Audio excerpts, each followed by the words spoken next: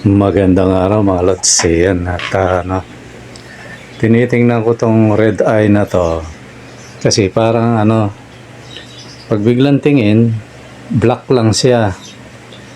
Ngayon meron siyang may kapatid siya. Halos to maputla lang yung yung isa. Kinuha ko, binaba ko sila, pinag-compare ko yung mata nila. Ayun, napansin ko may pagkakaiba talaga. Yung natin, yung ibon natin, hindi siya ganun kapula ang mata mga lods. Hindi ko alam kung anong tawag dito. Paki-comment nyo na lang sa comment section natin mga lods. Pag hindi mo pinagmasdang mabuti, akala mo itim lang siya mga lods. Kaya meron palang ganito. Ngayon lang ako naka-experience ng ganito. Nagbabago yung kulay ng mata mga lods. Let it, bang, bang. Magandang araw mga lods. Ayan. Dito na naman tayo sa ating ibonan. Ayan. Ayan. Naturally may kumuha sa atin ng African. Ayan. Shout out sa iyo lods, si Algie. Ayan. Algie, kalimutan ko yung pangalan. Dito sa si Algie mga lods. Lang yan, dito lang yan sa may Baler.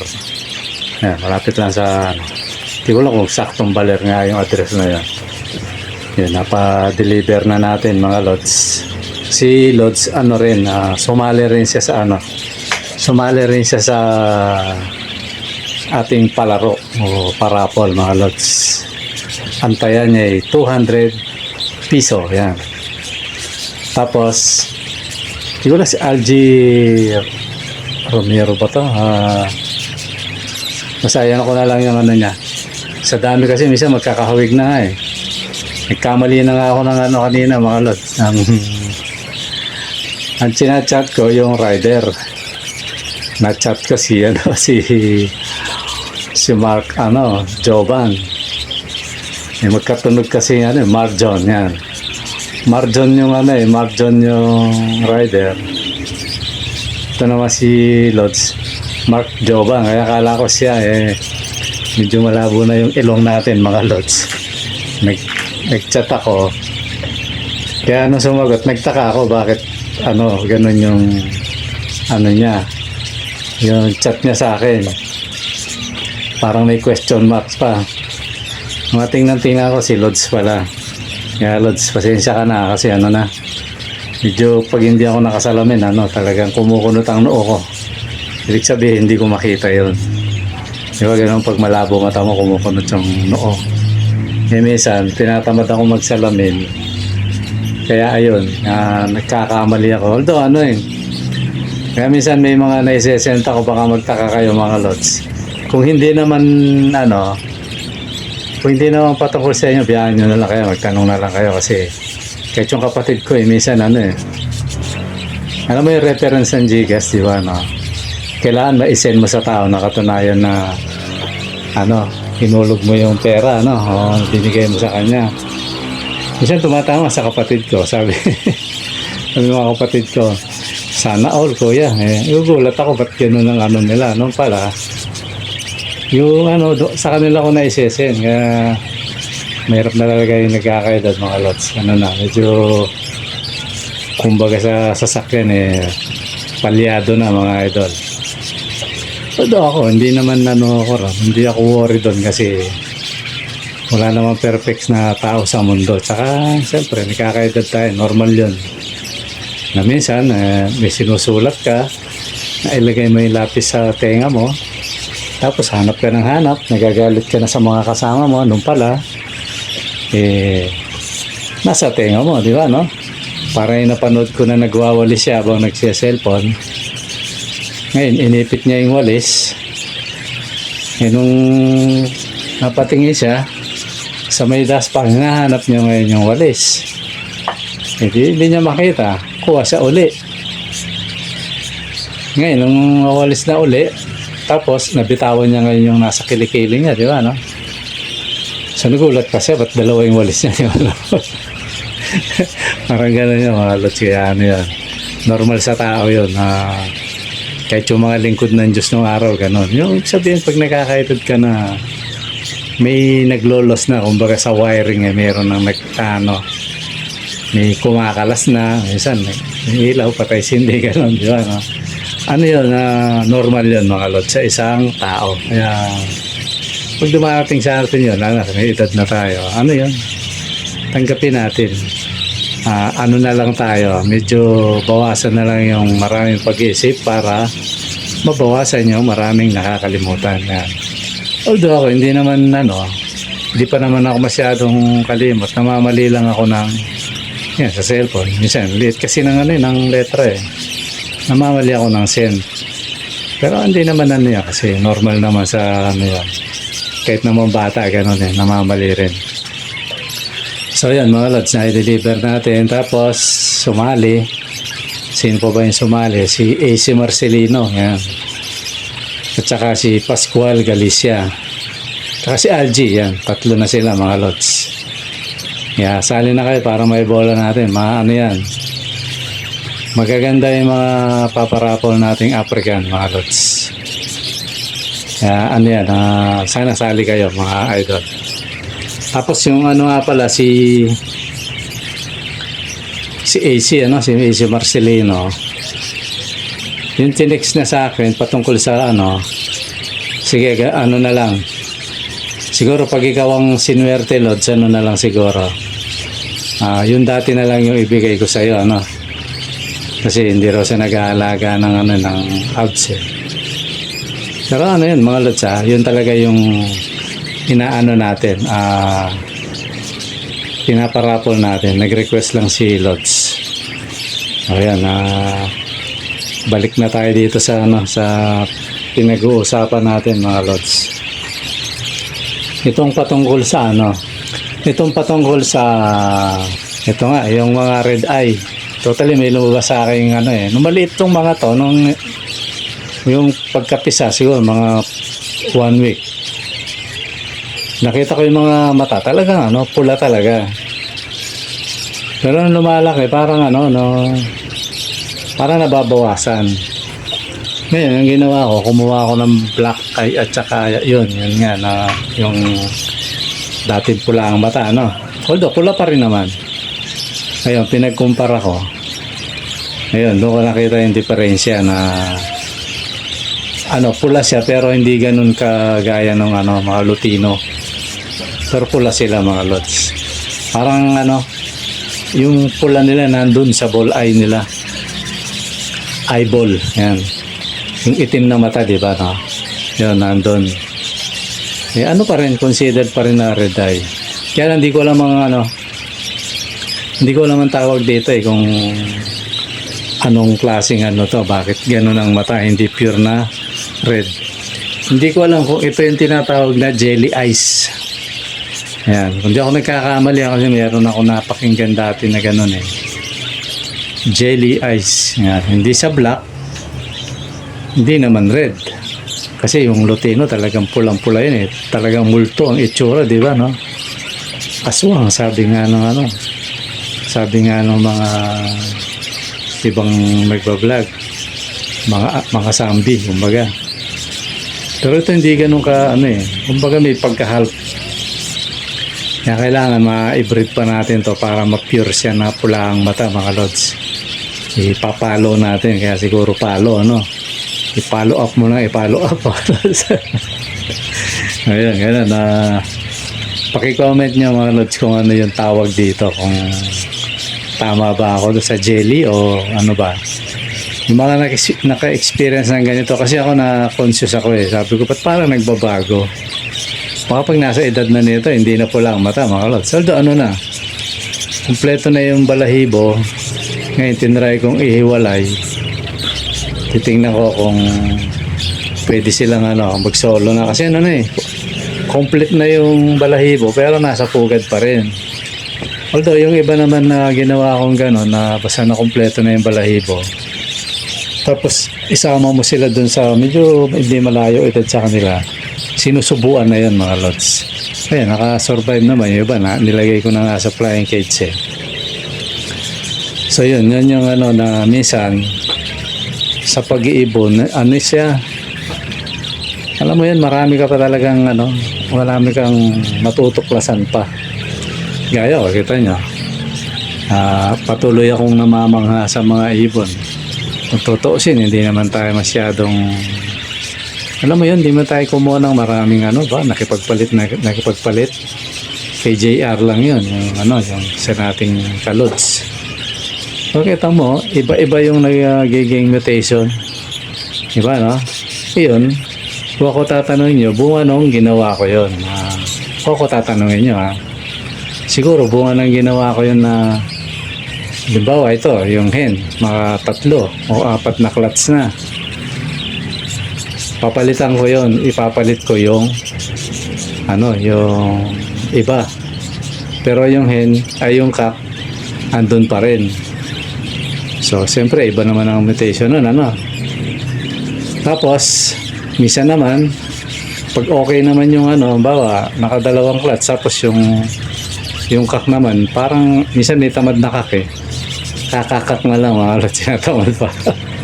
Diba, no? May ganun. So, ginagawa ko, kasi pag tamad yung cock, walang mangyayari doon, mga lods. Tapos yun, inaano ko yun, pinapahinga ko muna. Sabi ko, ayan, ano ka muna dyan. Mag-play ka muna dyan sa flying cage. Ayan, pag medyo na kondisyon, tsaka na lang natin pinapalik. So, pag medyo maganda yung kapares, di na natin pinabalik yun. Pinapares na natin sa iba. Lods. Yan yung ano, yung discarding ginagawa ko. Siguro yun ang bunga, kaya nag-iba-iba ng mutation yung ating mga alaga. Tapos mga lods, ito. Meron akong good news yan. Sana tuloy-tuloy na good news to. Yung ano natin, yung kakatel, diba, ay nakailang araw na ba yon? Basta ano na rin siguro kung naka 3 linggo na ba sa akin? O wala pa? Sabihin mo na, 3 weeks, ano? Meron na ba? Basta, ganun na lang, ano? Ano na yun, January, February pa lang ngayon, di pa natatapos. Wala pa sigurong 3 linggo to. Ngayon, ito. Yung kakatel natin, yung galing Pampanga to, nung una, maano sila, siyempre, bago, maligalig, ano. Mas pinabayaan ko lang. Yan, ito. Ano yan, yung mga mainipin, gayahin nyo to, mga lods. E di, wala lang, nilagay ko lang sila sa ano. Kasi sabi naman na yung ano naman daw yun, nag-breed na. Kumbaga, siguro, nakapisa na rin yun. Di ko nga lang naitanong kung nakailang clutch na. Di binigay sa akin, ano. Nilagay ko lang siya, pinabayaan ko lang. Pag medyo pinapakain ko, minsan nga, nangangagat pa nga yung ano noon eh. Pag alam mo yung papasok mo yung kamay mo sa kulungan. Ano pa yun, naaambahan ka. Minsan, kinakagat ako eh. Pero ano, parang hindi na ganun katindi na kagaya nung unang naduguan. Parang nananakot na lang. Ayun, katagalan, nawawala yun. Parang naiintindihan ng ibon na, siguro, ano, sabi niya, pinapakain lang ako. Yan. Ito pala yung bago namin boy. Yan. Mag-aatid lang ng rasyon, di ba? No? Parang ganun ang hinuhan nila. So yun, katagalan, pag ano na siya, parang kagaya na rin siyang parakeets. Na rin, sumasabit na rin sa sa screen. Ibig sabihin, gutom yun, mga lods. Ganun naman ang gutumin mo muna eh. Para medyo umamo sa'yo. Pakainin mo, konting-konti lang. Para matuto na ikaw yung kailangan niya. Di ba, no? So yun, nung nasanay na siya na ako nagpapakain, hindi na siya matapang. Yung lalaki lang ang matapang yung cock. Ayun. Tsaka ako na lang medyo tinama yung pagkain nila, yung talagang sapat sa kanila. Yun, tsaka ako na rin sa binigyan ng gulay, pag nag-ano ka, binigyan ng kangkong, binibigyan ko na talbos ng kamote, may tanim akong talbos sa taas Tsaka yung mga oregano, basta ako na yung mga pwede sa kanila. Ayun. Tapos isang araw, mga lods, ayun na. Unang pumasok, although alam ko na yun pumasok yung yung cock. Eh di, parang wala lang sa akin kasi ako naman ang katwiran ko, kung magbibigay kayo ng inakay, di magbigay kayo, di ba, no? Ganun lang naman sa pag-ipon Tapos, sa naman, nakita ko naman yung babae, yung hen. Siya naman ang pumasok. Parang palit-palitan sila. Tapos, isang araw, wala silang dalawa, mga lods. Wala sila. Pinabayaan ko lang kasi kung nakawala yun, sigurado hindi naman makakalabas sa aviary yun kasi may sabi, protektado sila, di ba, no? Pinabayaan ko lang, hindi ko binuksan yung pinabayaan ko lang. Tapos ganun, minsan, pag umaga, titingnan ko, wala yung hen, minsan wala yung cock. Di ba, no? Palit-palitan sila, minsan silang dalawa, wala. Pinababayaan ko lang. Tapos yung siguro mga ilang araw na, yun na. Medyo naisipan kong kapain yung yung pugad. Puti, hindi naman sila na-istorbo, nung nasa baba sila, kinapa ako. Tsaka hindi na sila, maligalig O yun, may nakapa ako isang itlog, mga lods. Yan. Siyempre, masaya tayo ron na dati daw breeder to, sabi ni AJ. Yung nagbigay sa akin nito. So, ibig sabihin, hindi siya ganun katagal na pag nasanay na ibon sa isang lugar, yun, babalik na yung dating niya. Kasi kung magkaparis naman talaga to, hindi ko sila nakitang nag-mate. Pero baka mamaya sa loob lang ng nest box sila nag-mate. O kaya yung wala ako, di ba, no? Sila lang. Kaya, inababayaan ko lang. Kaya kita nyo, may itlog na. O, di maganda. Sana, ayun, ito na naman yung sana, Sana, ito na yun. Sana makapagparami tayo nito, mga lods. Para pagdating ng araw, yan, ulitin ko ulit ito. Kasi sinabi ko dati ito, kaso napornada.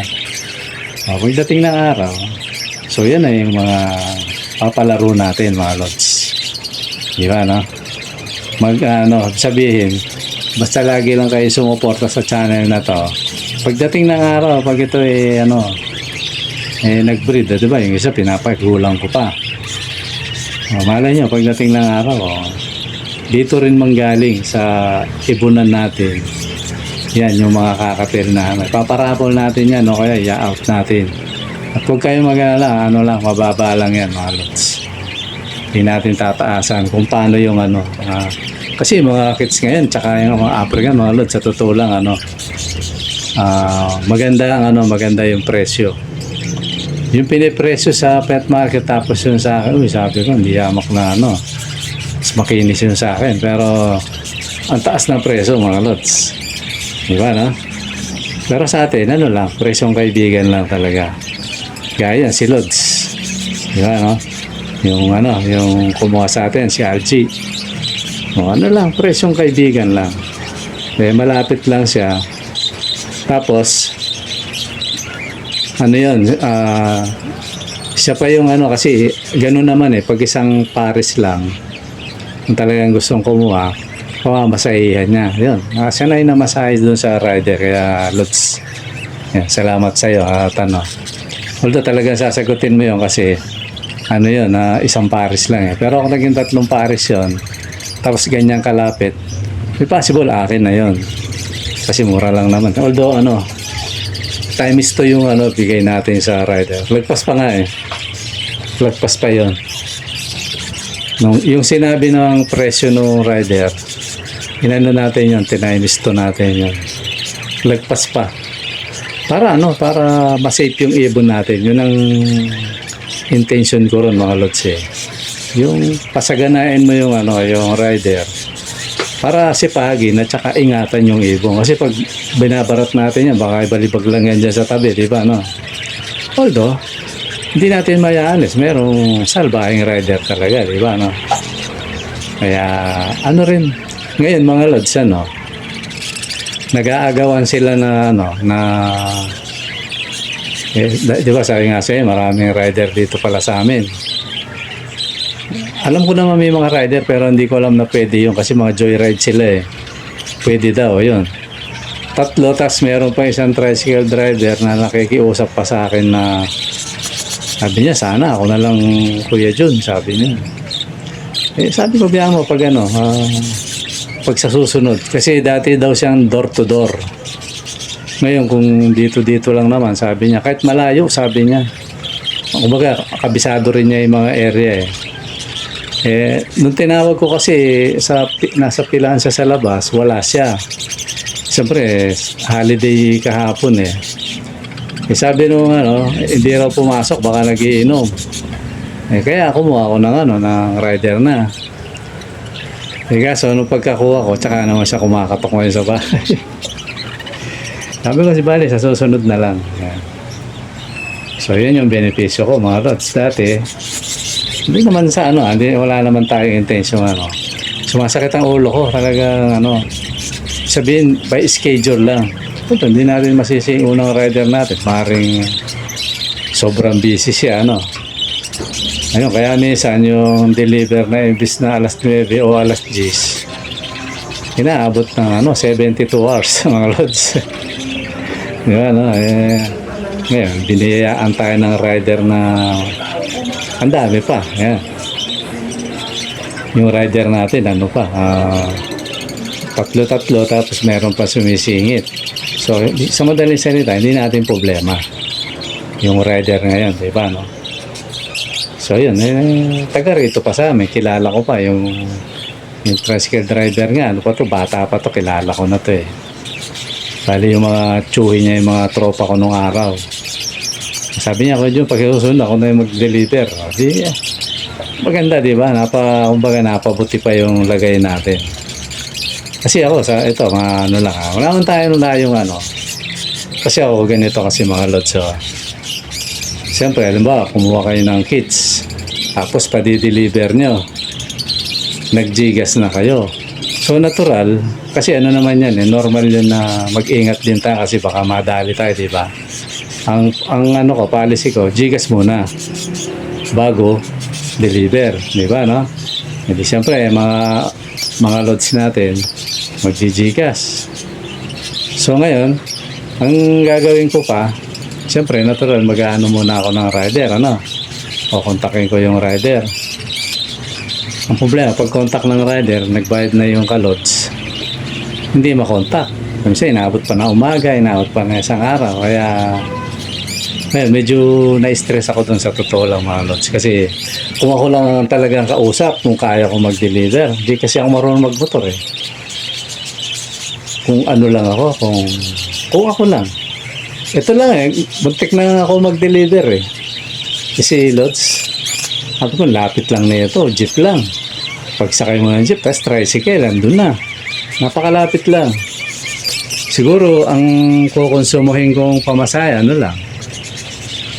Balikan, malaki na yung kasi, tricycle, 15. Sabay mo na, 15. Isa, dalawa, tatlo. Tatlong 15. 45, 90. Balikan. 90 pesos. Pero yan, siyempre, para ma-maintain natin, kasi hindi naman lahat ng panahon malapit, di ba, Kaya nag-aalaga sana tayo ng mga rider. Ayun. Mga nagdaang na-stress ako sa totoo lang, kasi ayoko kasi baka mamaya, umabot ng 3 days, hindi mo ma-deliver. Di ba? Yun lang magdamag yung kinabukasan, delikado na yun Siyempre, hindi maiwasan. Baka mamaya maatangan tayo na sabihin, scam yata ito, di ba? Kaya lang, alisin nyo sa isip nyo yun, mga lods. Hindi ko ipagpapalit yung channel ko sa maliit na halaga. Kaya lang, ako yung tatanungin, gusto ko, pagka-gigas niya, kung may time talaga, kasi magandang mag-deliver umaga, kasi hulihin mo yun Di ba? Pakakain mo muna bago mo. Sabihin, bagong gising yung ibon, maganda yung kondisyon. Kesa yung yung maghapon na, marami nang ginawa activities yung ibon, tapos i-deliver mo. Stress yun. Di kagaya ba sa umaga, pakainin mo muna, tapos ilagay mo sa, pag nakakain, ilagay mo sa carrier, tapos tinitenga ko sa baba, mga ilang oras, minsan isang oras o 2 oras, parang nasasanay siya, tapos mamaya ilalagay mo na siya sa kahon. So walang masyadong stress.